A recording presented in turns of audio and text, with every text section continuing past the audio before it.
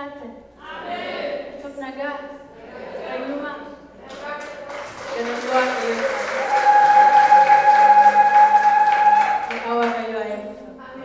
Yoo isin bira dhufu akka nama manatti faaru, akka nama haadha ofii ilaaluuf faaru akkasii dhagaa. Yookaan immoo obboleettiis obboloowwanis. Kanaafuu galanni Waaqayyoo haa ta'u.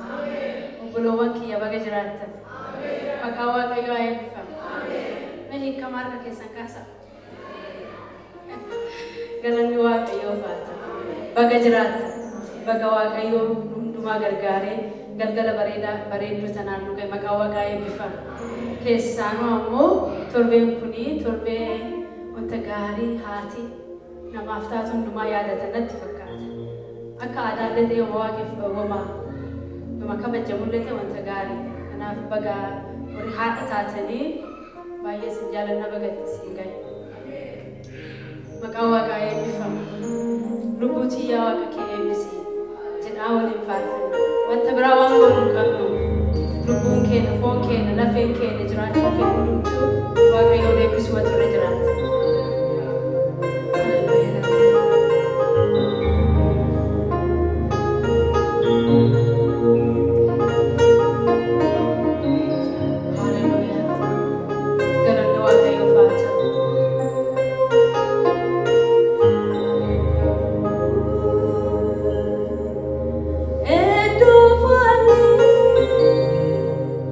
Inside the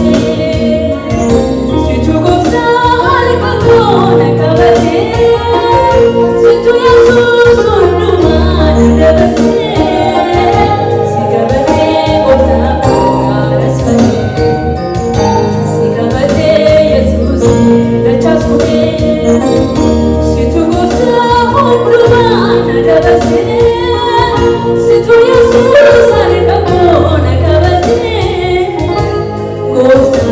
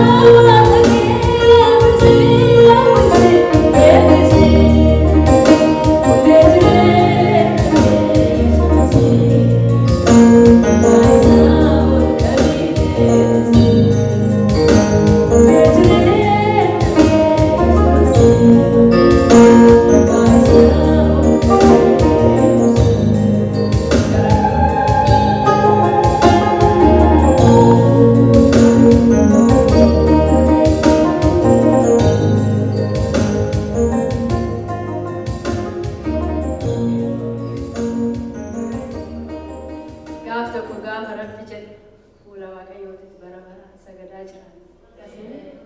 Garuu ammallee ammoo shaakalutu dura jira.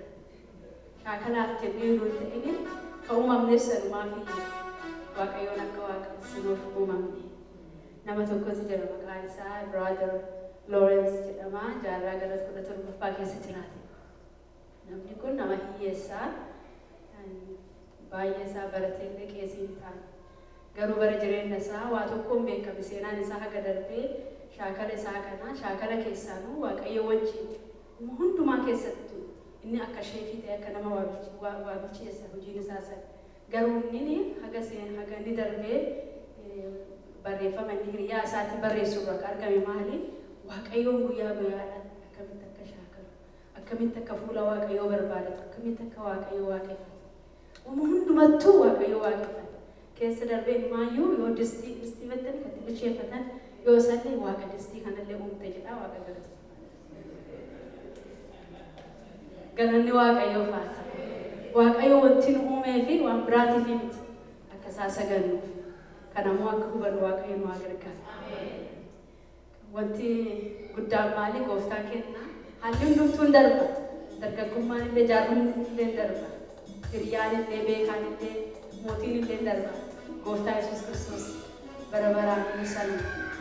Kanaafi wanta baay'ee faarsuu dandeette garuu Yesuusin faarsuu wayya. Ati sanuma yoo maraa jedhaa waliin barra.